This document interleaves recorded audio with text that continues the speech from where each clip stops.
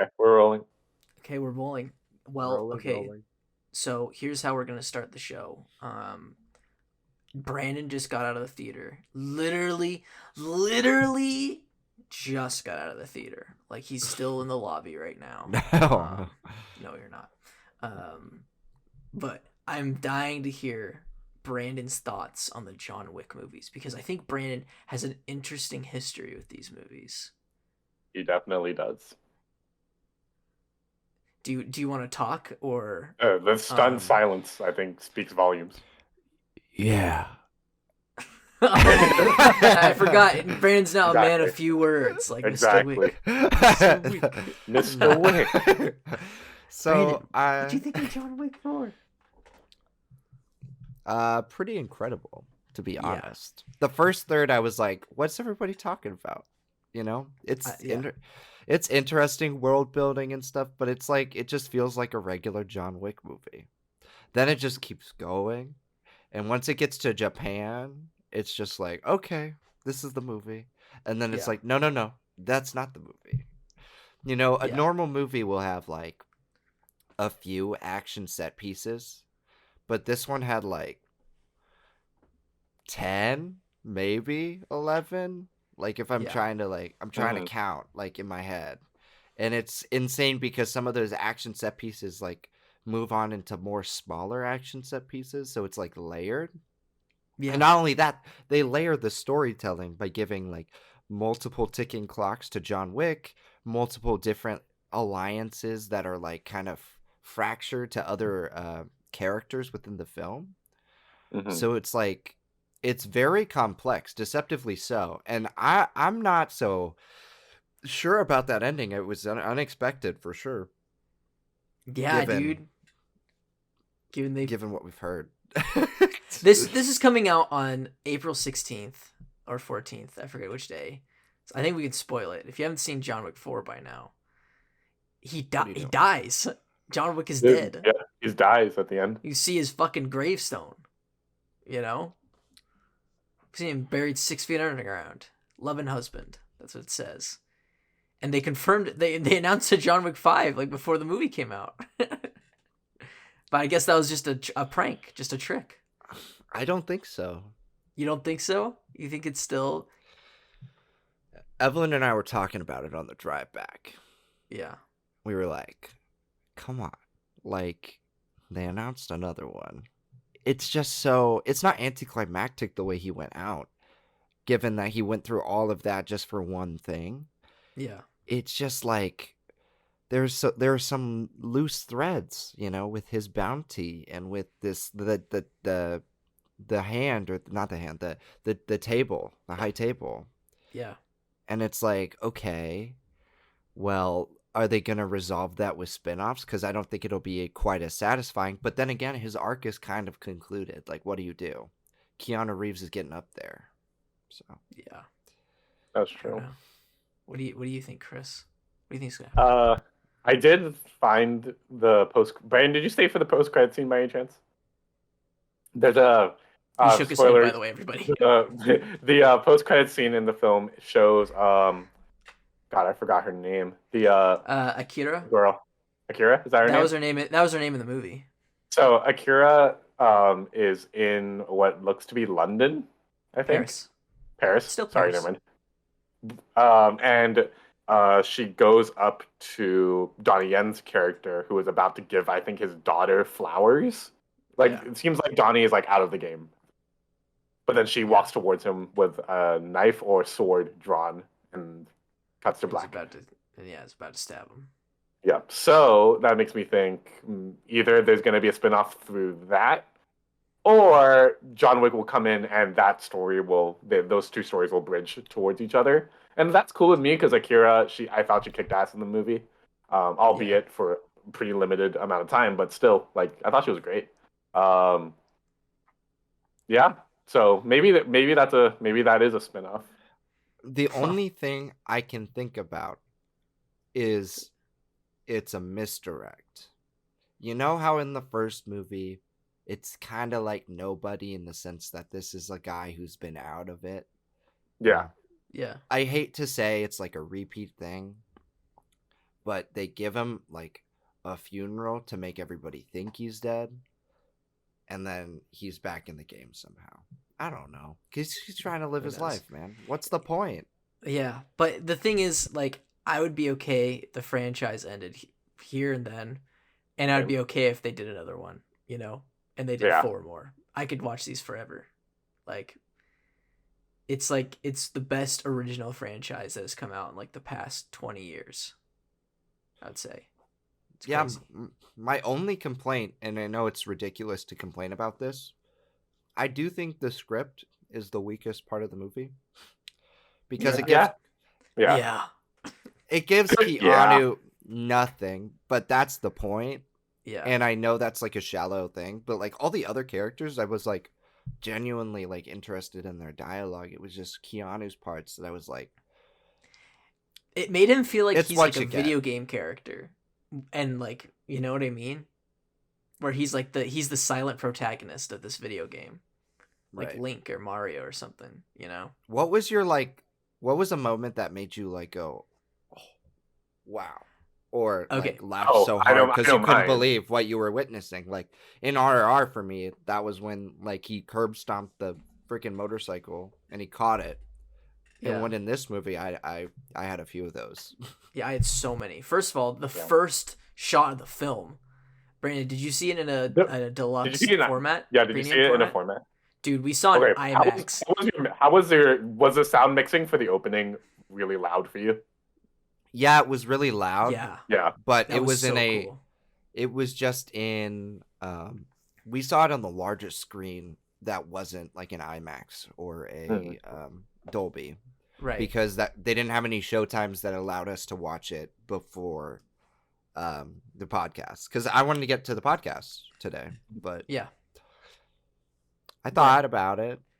It was the first punch, the match cut. Did you catch that, Brandon? Yeah, Lord When he Yeah. blows the Arabia. match? Yeah. Oh my God. It's an Arabia match cut out of nowhere. Then when he starts using the nunchucks for the first time. Then when they're fighting out in all those cars by the Champs-Élysées. Then when the camera went to fucking malignant mode when he was going from room to room shooting people, you know what I mean? That was so cool. I thought that was think brilliant. that's my favorite set piece in the whole film is when it goes to bird's eye view. I thought that was insane, and the shots went on for so long. And then when he jumped out of that building and hit that van, remember he just ran off the building? And then, of course, when he fell down the stairs. That Twice. Twice. So many. That made me laugh so hard. Like, So good. Evelyn was right next to me. I was like, "Wow!"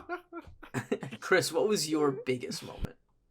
I think my favorite set pieces I think that my favorite was definitely either the one like you said with the overhead camera and darting between those rooms and the long shots. Just because like not only is it visually amazing and the mixing is fantastic, but like just as like I just think to myself like how the hell did they do this Yeah. and how hard it must because like all departments are in play at the same time and there's no room for error. All special effects got to be right, cinematography's got to be right, production design has to be right, stunt work has to be right. And if you mess up, you just got to reset the whole thing, and that would probably take hours to reset. God, I bet. But like, yeah, I mean, like they got around it. I think another sequence that I mentioned this to you, Ethan, in the big fight in Japan, in that like dojo, Yeah. in that big ramp up where like I like what the character he goes up to his men and he's like prepared to provide hospitality, and then they go out there and meet him. They all draw their swords as the lights go down.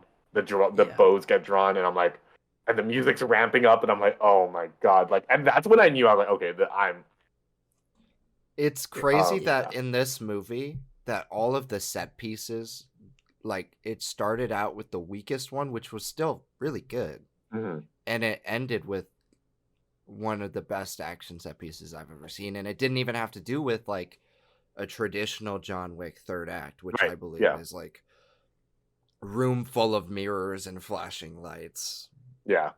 The one thing I also really liked was how in this sequence in Japan, Donnie Yen has this moment where he goes up against like one of John Wick's friends, the Japanese guy with the father, and they have this moment that almost feels like straight out of a samurai film where they have their swords drawn, the water is like kind of calm, the lights are reflecting off of it, Yeah. and I thought that was really cool. And also at the end with the standoff against Donnie Yen, I was like, oh my god, is that straight out of a fucking western? And I was like, that's so freaking cool. And So like many Ethan art and I were forms talking at about like play. yeah, we were talking about like different like modes of action, I guess, or genre maybe I should say. Um, and yeah, I think it was just so much fun. It was crazy. Okay, we gotta start. We gotta start the episode. Oh yeah, right. Hey, we're 10 minutes in. Welcome back to Stacked episode 107. 107 is the title, is the number, and the title of this episode. Speaking of John Wick and speaking of spin-off movies, we're gonna be talking about the best spin-off movies that have ever been made, in honor of Renfield coming to theaters. You know Dracula's little sidekick that nobody really remembers unless you're like a big fan of the movie Dracula. Yeah, that guy. They're making a movie about him, and so we're gonna talk about movies about characters, ideas, concepts that spun off from other things. Could be probably from another movie. I'm just gonna draw a line at another movie because anything else is an adaptation. But yeah, personally for me, guys, not a lot of great spin-off movies. Yeah, this one was a bit tricky. Yeah, it's the I think we could talk about the bad ones. We can talk about some bad ones, because I feel like we're gonna cover a lot. But Brandon, was it easy for you to pick out your favorite spin-off movies for this? No. No, because I don't like. If I'm being honest, I don't really like a lot of spin-off movies, if any. Like, Same. there were short films that I liked that are spin-offs. Yeah, I've noticed that like a lot. Like when I was doing my research for this, like something I noticed was a lot of spin-offs. Like the good spin-offs tend to be in TV rather than film. And I also noticed that throughout, I was like, there were moments where it's like, oh, this is technically a spin-off, but it's also technically a sequel or a reboot-quel, which we've addressed in another episode before. So I've noticed that there's a lot of like, what's the word, intertextuality between spin-off, reboot, and sequel. Just because like, you can blur the lines depending on how you go about the plot, I guess. absolutely. And yeah, so some of mine definitely blur that line a bit, or like you can tell it's like kind of a sequel, but it's also a reboot, but also a spin-off because they exist. It's a weird thing. But yeah, I've got some fun ones. I got some ones that I've got two movies I really like. There are three movies I really like, and one that I'm like, I like it for what it is. I listed every spin-off I've ever seen. So you're gonna mention them all? Well, it's gonna be a long the new episode. format. With the format, it's yeah. it's Possibilities something. are never ending, as long as we keep it within an hour. Well, we shaved off a lot of time with that John Wick review, so Yeah, we got 45 minutes left. All right. Well, so if you start with every single one, Brandon, do you want to kick off discussing just whatever one comes to your mind first? It could be I'm your gonna favorite cheat. Or what? I'm gonna cheat. What? I'm gonna cheat Why? How are you gonna cheat? because there's a spin-off movie that's technically a sequel, but I think it's the first spin-off for this franchise. I'm picking Creed 3. Oh, Creed 3 itself. Because it's not I can kind of imagine that. because it's the first one and only one without Rocky or anything to do with Rocky as a character. They never even mention Rocky. They Right. don't. No, I don't think that he's mentioned once. Maybe out of like a passing sort of like, Rocky taught me something, but Yeah. that's it, And what I know it's relatively new, but I just think when I go back and I think about that movie, I think I like the most out of any of our friends. I think I like it even more than Ethan. Really? I didn't Yeah. even know you saw it. Oh, I haven't thought even you- seen it yet. I thought neither of you two had seen it. I haven't. Yeah, I know you hadn't, but I thought Brandon just never got to it because I remember you canceled your ticket one time for it, and I No, just thought you never went since. And now he's looking. Oh, he's Oh cooking. yeah, there it is. When did you watch this? On the 24th. That was like 6 days ago. What's today? The 30th. Okay. Yeah. What was I doing on the 24th? I don't remember. I don't know. Anyways, talk about Creed 3. I think this is the best Rocky movie. That's not a Rocky movie. So this is your favorite of the franchise. This is my favorite of the franchise. I think it just takes it to new heights. I think stylistically, it's extremely interesting. And everybody's like, but that takes away from the groundedness of the Rocky movies. I'm like, yo, we have Rocky 4 and 5. And people like those. Some people. I'm not naming names for 5, but, you know. Oh, he's one of our no, friends. he's not coming back on the show, so it's fine. But, like, Creed 3 is like, it takes a character that was established in 2 other movies that, yes, they have the Creed name, but Rocky's in them, and you can't separate him from the franchise yet. And now that they've divulged from that, or they diverged from that path, it takes such an interesting turn within examining his character beyond that of a relationship with a famous other character. Right. And I loved it. I loved everything about it. It's a great film. I went and saw it with a friend of the show, Milo. We filled up on some Buca de Beppo, got our bellies full of Italian food at Universal. And then, you know, we had so much that we got to bring some spaghetti into the theater. So we sat down those theater chairs, started shoveling spaghetti into our mouth while I watched these 2 grown men fight each other. It was great. No, I think it's personally it's my least favorite of this new trilogy. Just because I think Michael B. Jordan is a fantastic action director. He just knows, like, because he's such a big anime fan. Every single one of his fights and how he shot them was stolen straight from anime. He knows how to pace an exhilarating fight, you know, which is what makes like anime like such a engaging medium, really, you know. Is completely on pacing and framing, and he does it perfectly. And yeah, this is like the first time a Rocky film gets sort of like, I wouldn't say surreal with its fights. You know what I mean, though, Brandon? Like That final fight is something. At the Dodger Stadium is insane, right? Yeah. And I've only ever seen it before in anime. So I thought he was completely stellar in that. I just think it's weird because he's an actor. I think he just needs to learn to work with, not necessarily the actors. He needs to learn how to block actors in a scene and how to pace dialogue between them, you know? I think he did really well.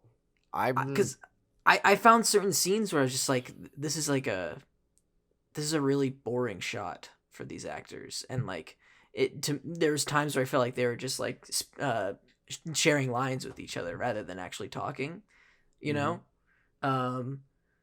But still, I thought the story was so good, and you know, it discusses a very important subject matter that needs to be like talked about in this Creed franchise, which is like sort of Creed being a nepo baby, you know, and like the privilege he got from being a Creed, and then like juxtaposing that with his friend who is, you know, played by really well by Jonathan Majors, but you know, who knows what's going on with him now. Oh yeah. But I saw this the day before that story broke. Like, oh really? Yeah. See, so I was like you think your thoughts would have changed if you knew about him. Maybe he would have been even more of a villain, but less sympathetic, you know.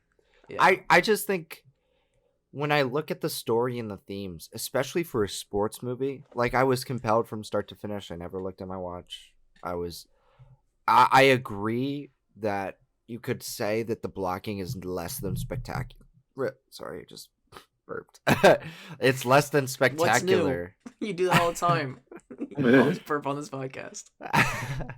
It's less than spectacular, but I don't think I can take it away from the movie because I was just so drawn into like the conversations it was having thematically with the characters. And it Right. felt like it was branching off from what we've normally seen because Creed has a good relationship with his daughter and wife, which you can't always say is true for Rocky in the Rocky franchise. True. It's kind of strained and not very tapped into after Rocky 2 or 3. Like they don't really dissect Adrian at all. Yeah. And in Rocky Balboa, she has more of a presence by not being there. It's so sad. I know. But that's what I'm saying when it comes to like this movie. It's like it's giving a different perspective on things. And I just loved it. I can understand the distaste for certain things, but hopefully, listen. It's not distaste. It's not. It makes it sound like I hate this movie. I gave this movie 4 stars. No, I know. I think just it's great aspect. but I'm just saying it's not like. I think the first 2 Creed films are so good, like so good, like top of the line, and this one is like a really really good film, but not so good. You know what I mean? But yeah, Chris, you gotta go see it, man. What's going on, Yeah. bro? You've seen the other 2, right? Yes, I have. I saw it with you Okay. guys. Well, the second one I saw it with you guys. Oh, did we see? Yeah, we did. That's right. Yeah, It was back in the awesome. AMC Orange 30 days. I was just there. That's where Those you saw days it? are still, that's where I saw John Wick. Yeah, Whoa. the days Yeah, are it's still here, there. guys. Nope, Orange County's gone. Oh well. Never existed. All right, Chris, give us a spin-off film. Let's keep talking. Let's keep riffing on these spin-offs, huh? Okay, we were talking action, so I'll bring in an action movie.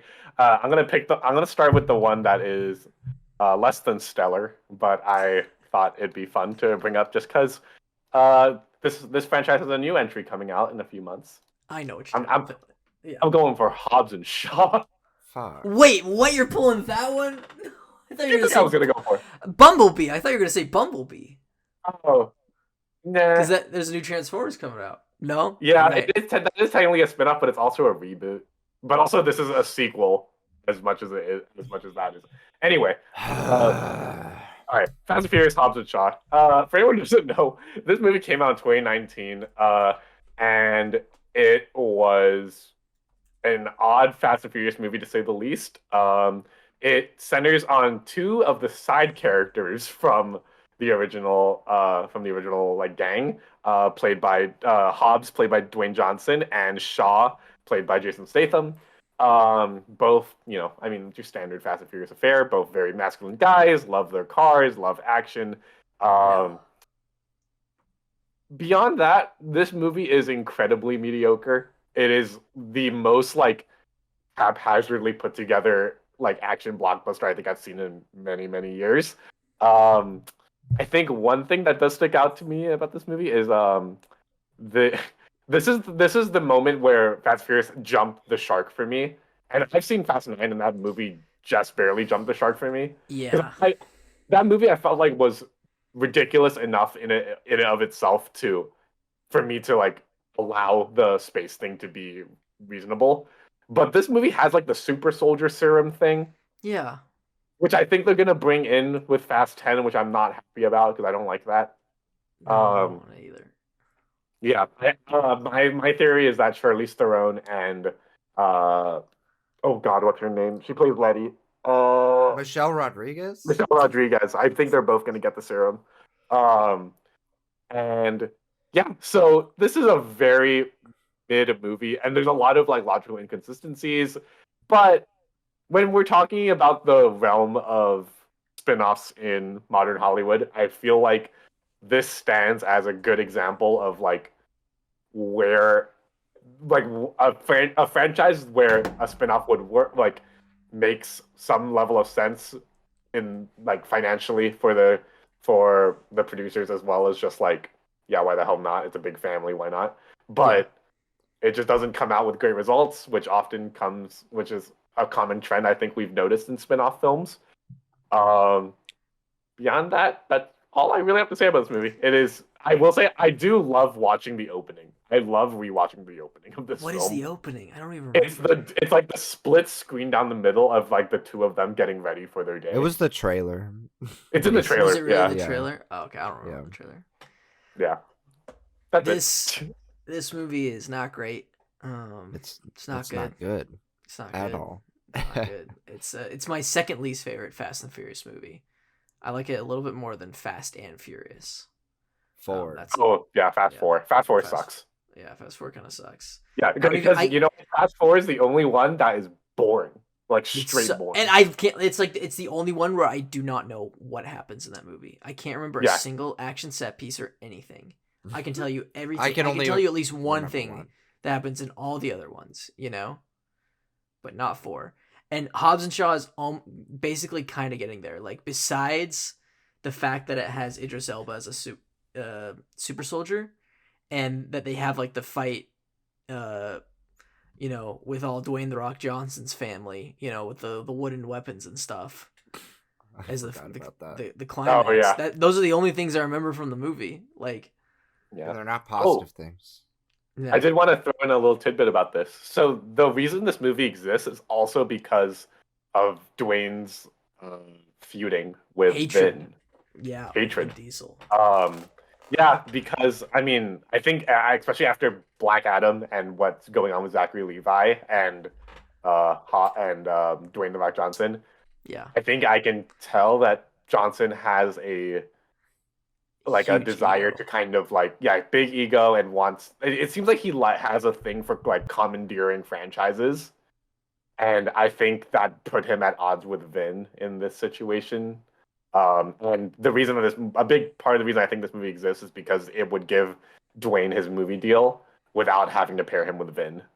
And I know, I think Tyrese Gibson also has some beef with, I think, Dwayne or someone else. I'm not sure. Really? But yeah, the Fast family is a little broken up at the moment. The family's broken up. So sad to see. So sad. At least John Cena's good. We love John Cena. Cena. Oh yeah, we like Brandon John Cena. He looked through a hole in this movie, and it was so funny. Wait, that was Fast 9. That was Fast 9. I hate this movie so much. I had to mute and groan about it. I can't stand the idea of a franchise having a very popular backing behind it. And this feels like the laziest of lazy in terms of like what a spinoff is. Yeah. I could understand like where Despicable Me got a Minion spinoff. I can understand like why Harry Potter got a Fantastic Beasts spinoff because at least there's a book. What if it got a Dobby spinoff? That'd be awesome. That'd be epic. I'd so love epic. that. But like this is like okay, but like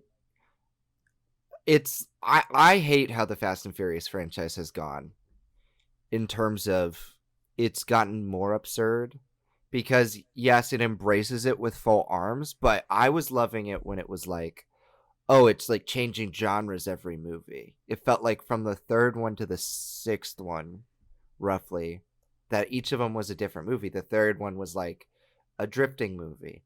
The 4th one, we don't need to talk about it. It's bad. It's a nothing movie. No one remembers. It's a unique genre where you don't remember after you watch it. The 5th one's a heist movie. Yeah. And then the 6th one is like this spy thriller. But then since then, and it's then they like, just stuck with that one. Yeah, and I'm like, but like you have so much potential.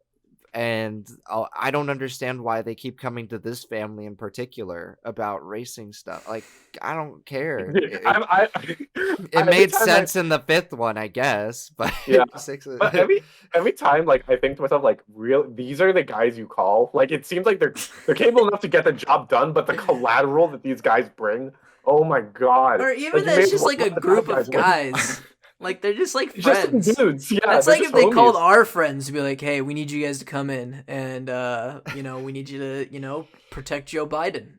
He's, there was an assassination attempt. We need you to find the killer. And it's just like, it's you, me, like Joey, Tori, and Justin, You know, That's just a so everyone comedy. needed to know. It's And we're just like, hey, we're on it, you know. see, but like we're the LA squad, you know. The LA no, but family. it's like this is like a plague that's ruining the franchise industry. Like big budget is okay. We have films that don't need to be superhero movies that are. So Hobbs and Shaw is like a superhero movie. Yeah. What else is Scoop? Why is that a superhero movie? Why isn't it a Scooby Doo movie? Oh, yeah, why is SpongeBob? SpongeBob Yeah. too. yeah? Why was that a superhero movie? Why not just embrace what Fucking makes SpongeBob, bro. yeah, tell a good story without having to be a superhero movie. I don't know. Alright. Leave it to Marvel and DC. We have enough of that.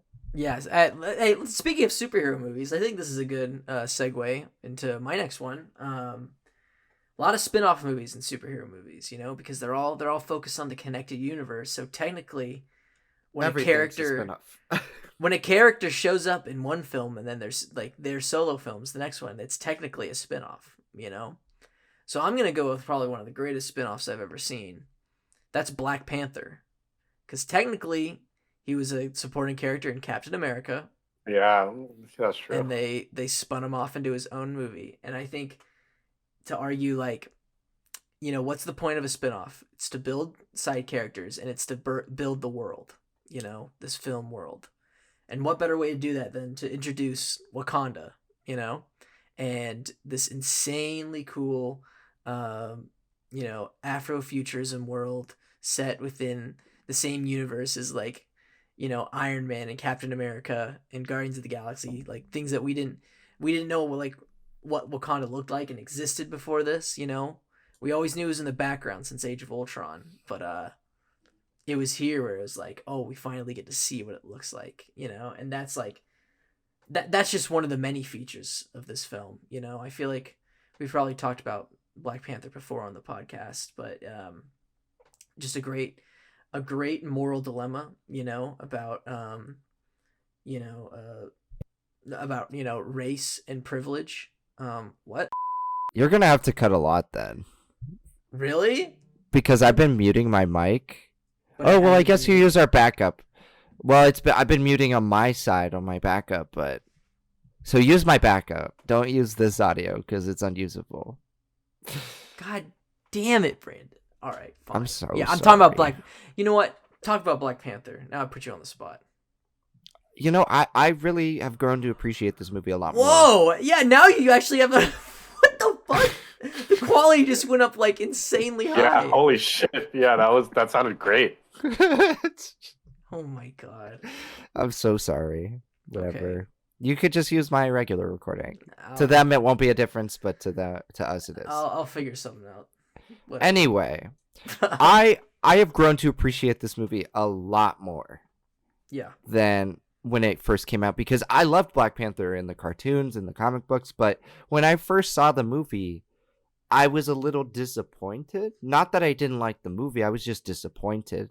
It wasn't until I took my black cinema class at Chapman that I really began to appreciate this movie for like its production design and the world behind it and what it's kind of saying. Because as a superhero movie, I was looking at it as that first, when I should have just been looking at it as a movie first. Unfortunately, I didn't. So as most movies as you do with Yeah, it's most just movies. I just feel like we become so accustomed to the idea of looking at a superhero movie differently from a regular film right. that it's like plagued that in part of the industry as well. So when I rewatched it, I was like, oh, this is just so fascinating to watch. Like depict this world in this big budget sort of way. I love like the warring tribes. I love that concept. I think it's done far better than it is done in the comics. I'll give it credit there. Just because it's not as offensive and it's far more intriguing. Yeah, we don't need to get into it specifically, but I really like that aspect of the movie. I love the relation, like the international relations aspect, because they don't really touch upon it individually in certain Black Panther comics as much as they do in like the crossover type of stuff. Yeah. So it's really nice to see them play into that in this movie, and to tell a self-contained story within Wakanda, almost self-contained as it takes place mostly there, is really good. I think that's terrific. So I don't know. I really like this movie. Good choice. Yeah. Chris, spin-off Yeah. movie, yay or nay? Yeah, I think this is good. Black Panther, I remember being a movie that like I was certainly excited for just because I've heard like so anyone who doesn't know, Ethan and Brandon grew up reading Marvel comics. I was a DC comic, much more a DC comic reader. So the Black Panther was actually one of the characters who I was incredibly unfamiliar with. I knew the name, I knew the hero, but I didn't know anything about Wakanda. I didn't know anything about his story, other than like he's king of a nation that is really powerful and has this weapon and blah blah blah. But yeah, this was a really really great surprise for me when I first saw it. I definitely, it's not a perfect movie. There are definitely elements that, like, for example, like I think aspects of its screenplay, I think thematically fantastic, narratively plot fantastic, characterization fantastic. I just think like there's like the Marvelisms and like the jokes that like didn't land. The what are those that killed What me are when I first saw those? it. I That hated killed me. that. Yeah, I that hated kind of killed me. It's the way. Yeah, It's the but, worst joke in the movie. But like whatever. It's so dated too. It is. Yeah. Yeah, it was dated when the movie came out. Yeah, what are those? It's Um, like a 2017 joke, and it came out in like February 2018. It was it's crazy. But yeah, it's a very very fun movie, as well as like one that like one of the Marvel movies that actually like really makes my mind like wander because of, not when I say wander, I don't mean in a bad way. I mean it in like it makes me think because of like all the stuff they talk about with like colonization and like Yeah. how like and like Killmonger's motivation, family, legacy, all this stuff, and it's definitely one of the Marvel movies that has stood the test of time very very well. Yeah. I don't know. Maybe it's just because it broke through a mainstream audience, and like I don't think a lot of people were willing to give a lot of Marvel films credit. Like, because I do think there is something to be said about the Captain America movies and Endgame, Avengers Endgame, when it comes to like their thematic storytelling. Mhm. Mhm. But it like as a deeply important thing. Like for Captain America, it's more politically angled, and then grief for Endgame. But here it's like it sort of found a way to break through the pop culture sphere and say something special because of who was behind it. Right. Ryan Coogler and Chadwick Boseman. Oh, am I boring you? You're yawning, little boy. No, you don't know that. You were talking the whole time. You can't call me out for stuff. You're in trouble too. But I don't know. It's one of those films that broke through, and I think we got to respect it for that. Good spin-off choice too. Shut up. Me. Oh, me. All right. That might be the best. Can you guys think of any other better superhero spin-offs like that? Deadpool. I got one. That's Yeah? also a good one. What about you, Chris? What's your other one? So mine's kind of a twofer because I may as well combine them. It's X-Men First Class and Logan, which are also just my favorite X-Men movies. Period. Is X-Men First Class a prequel or a spin-off? It's It's both. hard It's to kind say. of both. It's kind of both. It's yeah. like a reboot sequel. It's a reboot sequel prequel. What and is it's a Days of spin-off. Future Past? It's a sequel, end of a prequel, And It's a reboot a cool. spin-off Sequel in to a a way, in its own little story. We should do Those those X- kinds of movies where it's everything. Because they even make fun of it in Deadpool. They're like, these Deadpool too. timelines are so confusing. Yeah, All right, well let's talk about all three of these movies. yeah. I'll the start us off X-Men. with X-Men First Class. I think it is my favorite X-Men movie. I really dig this film. It's really good. It captures an era of X-Men that I feel like has been kind of absent from the movies. I don't feel like I've never really bought the team dynamic other than this movie. Like the X-Men, the mainline X-Men movies, I've always been like, okay, like I know you, but I've never felt the camaraderie. You know what I mean? I've never felt like I was rooting for a team that was being assembled or anything like that.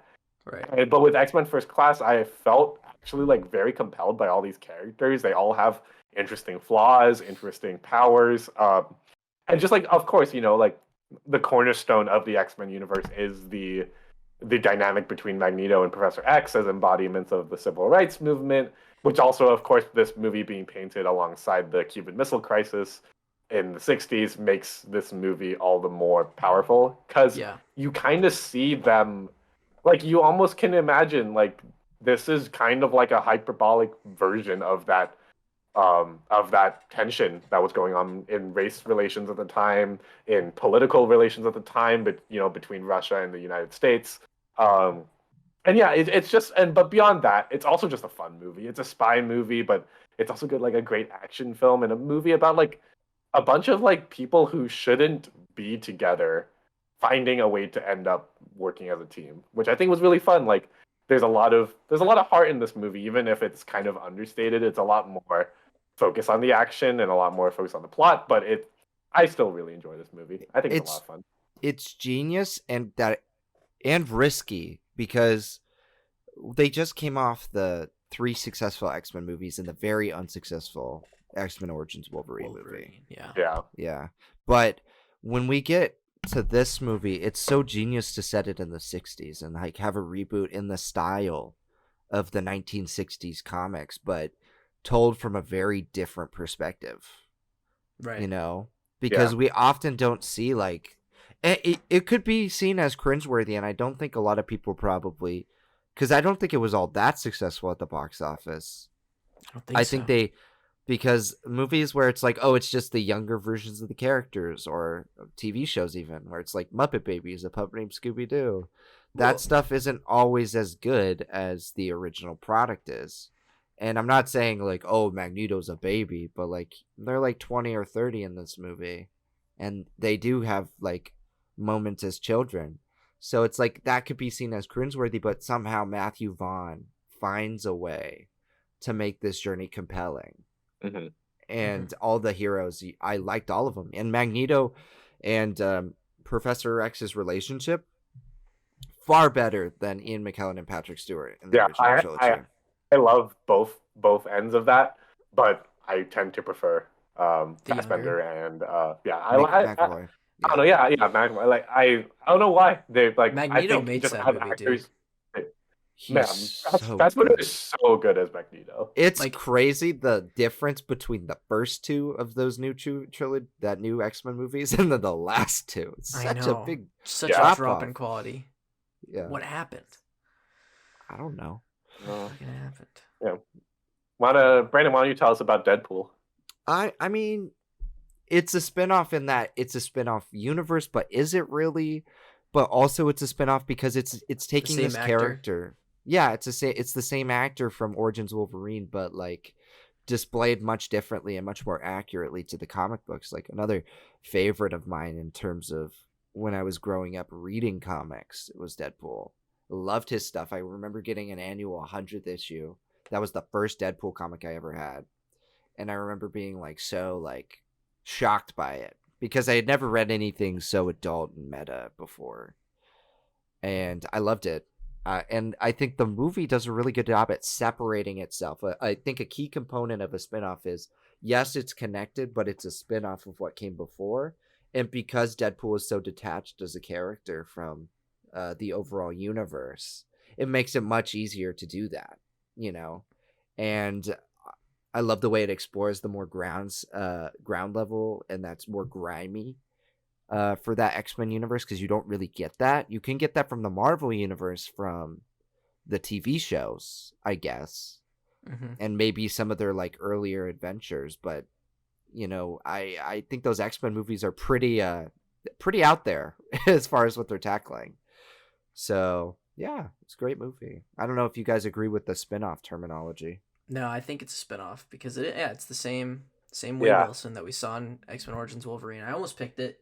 And it's one of my favorites of all time. It's been a while since I've watched it though. I think I'm gonna go through and rewatch every Fox X-Men movie before Deadpool 3. That's even the bad ones, even the garbage, the Garbo, hot Even Garbo. Garbo. even Even Garbo. Wolverine. Even yeah. I'm interested to see The Wolverine. I haven't seen that one since theaters. That one's a It's gonna good be. movie. Yeah, that was honestly not bad. And there's an R-rated cut, right? Yeah. I'll watch that one instead. Anyways, but Deadpool. I feel like we talked about it a lot on Stacked. Just they got the character right. It's like one of the most faithful adaptations of a character to the screen I've ever seen. And the action is great. Tim Miller, what happened to him? He used to. He just Dark Fate. He came onto the scene with Deadpool, and then Dark Fate just like sunk him back in the Ruined. water. As it should. Yeah, Trash that was movie. not good.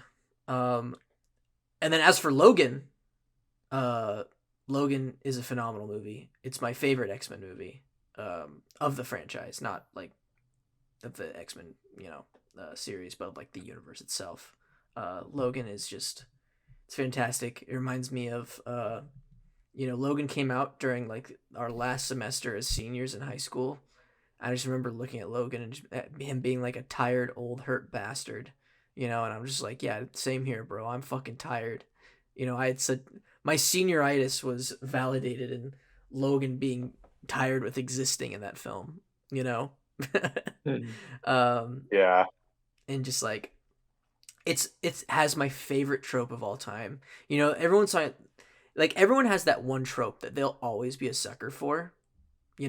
There's like that one film trope where you're like, I don't care how many times they use it, I'll always fall for it. And mine's the lone wolf and cub trope. You see it started in the Lone Wolf and Cub films. Samurai Jack used it. The Mandalorian used it. Last of Us used it, and then Logan uses it. I'm trying to think of what other ones have used it. I know there's a couple more, but I love that trope so much. Because it's a trope about legacy and selflessness. And found family, and it's great. It's great. What do you guys think of Logan? Good movie. Great movie. I need to rewatch it. It's on my list because I watched Deadpool about a month ago, Mm-hmm. and I really enjoyed it. It just has such a different flavor. Like Yeah. now that we're oversaturated, it's so fun to go back and rewatch older superhero movies, even if they're not that old. Like 7-8 years ago. Yeah. And it's just like, oh, it's just such a like they were willing to take risks, and it's obvious now that it's becoming more difficult for the bigger the companies get, with Warner Brothers and Disney's like duking it out. Like I don't think they want to take risks anymore. Sad. Yeah. That's crazy. Cool. So far they've come. These movies are bombing, guys. Nobody wants to go see them. It's weird. It's weird. It's really weird. It's weird that it came, like the way that it kind of happened abruptly. Because I thought it was going to be like a dwindling thing that like slowly like, oh, then Marvel's going to find some way to do something new. But it just kind of like, all right, no, we're done with it.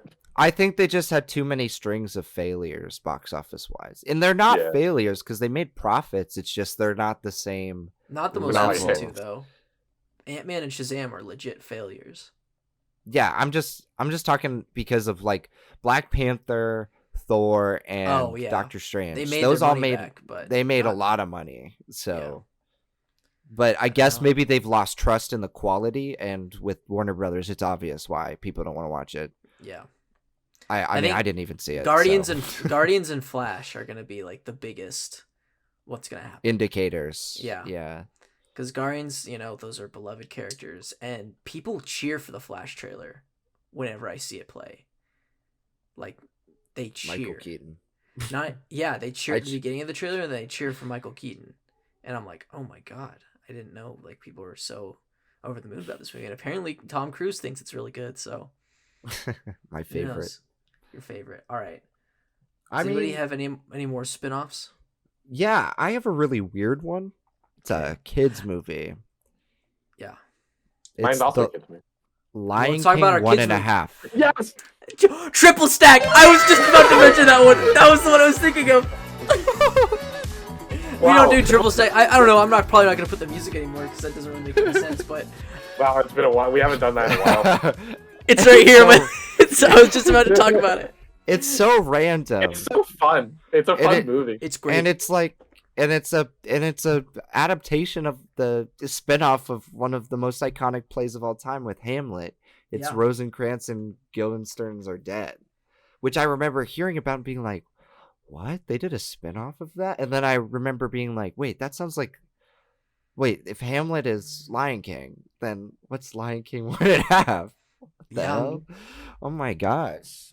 And it's surprisingly good for a straight to DVD movie. It's meta, it's funny, it's like a great depiction of like the plot holes from the original Lion King Yes, with some yes. things that Yo. it's so self-serious that I might like it more when I rewatch this movie. I might like it Ooh. more than the original Interesting. Lion King. I know what we're watching tonight, boys. Oh! I know what we're watching after Stacked. We Yeah. gotta watch this movie. Holy shit! Yeah, because Timon and Pumbaa, they're the best parts of Lion King. Oh yeah, by far. They're my absolute favorite parts of Lion King. Yeah, they're great. Great. And That's surreal. and we get to learn about like Timon's the other Meerkats. You know, I remember being so much more invested in this one because I love Timon and Pumbaa so much that like I watched Lion King 1.5 more times than I watched the original Lion King when I was a kid. Yeah, same here. And there I was a did- game on the DVD, Who Wants to Be a Millionaire, but with them, and it was Lion King trivia. Oh, I played the Lion King computer game, and it probably came out during Lion King 1.5. And that Lion King computer game, it wasn't like the platformer. It was like a kids activity game, Yeah, and you could like paint hippos or something.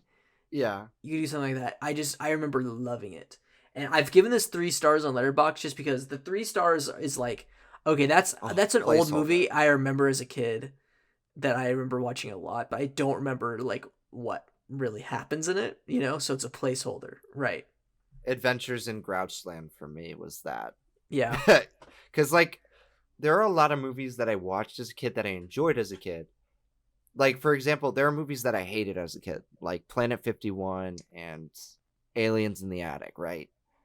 I hated those movies, so I know what they're gonna rate them. But like for movies that I liked as a kid, but I haven't really rewatched since, Yeah. like I don't know what to do with them. I just always give them a 3. Yeah. Same here. Chris, what do you think of Lion King 1.5? Because I know you love the first one so much. So what do you think of this Yeah. spinoff? So growing up for me, like Lion King was definitely among the movies that like I just rewatched endlessly. I always loved the entire movie. The entire movie I loved, and I remember seeing Lion King 1.5. I think my mom bought it for me on DVD, and I just well, first of all, I remember being really confused by the title because Because I was I didn't like, know they math could do that? well. I was like, what's a half? I was like, they could do that. What's a 1.5? What's a But 1.5? why would I remember I was like two? 5 years old. I was like, what does that mean? Yeah. And then I put it in, and I was like, and then like I remember it started, and I thought to myself like, okay, you know, maybe it's the sequel or something. And then like the same scenes are playing, and I'm like, wait, this is all from their perspective. Oh, and yeah, and weirdly enough, it's a solid ass movie. Like it's not like some cheap throwaway thing where it's like, oh, we're just gonna make something to make a quick buck off the success of Lion King. It was actually like, wow, I actually kind of like this. And Yeah. finally, Lion King 2 also not terrible. Lion King 2 is definitely the worst of the trilogy. I will say that.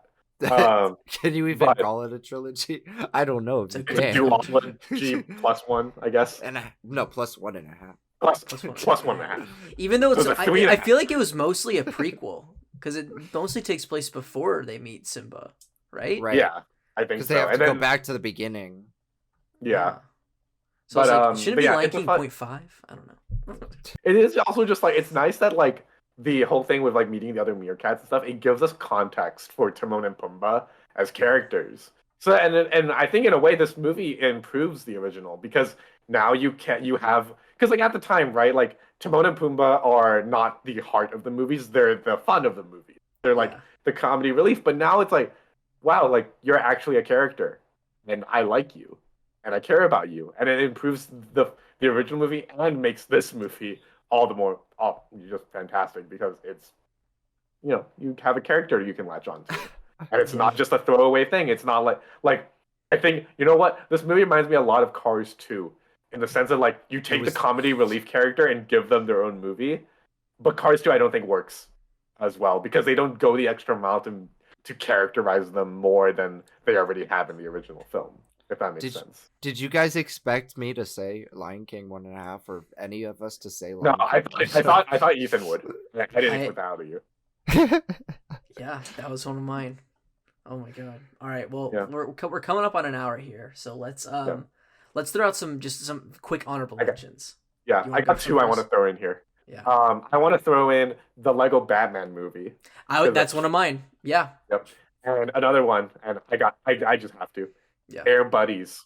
Come on, y'all. Air Buddies. The Buddies. Okay, The so it Buddies. is a spin-off of It's a Air spin-off Bud. sequel I thought it was like because I thought the it's a Buddies spin-off. movies were like their own thing. I was just like, okay. But it's a So spin-off. in the third Air Bud movie, Air Bud has 5 kids, and in the fourth one or fifth one, they start getting into their own sports. And then Air Buddies is the sixth entry in the franchise, and that's focusing solely on the buddies. So does Airbud become a deadbeat dad, or does he die? Because He's a useless ass dad. He just sits at home, and the kids like go off in with their own families by the end of this movie. So like he's not even a dad at that point. He's just like the guy, like some dude. He's like their dad, but he's estranged from them almost, which is kind of fucked up. The fucked up Air Bud family. I didn't. I never sat to think about it. You know. Huh. I want to shoot the 2 Puss in Boots movies out. I want to shoot Puss in Boots. You shoot him out your butt.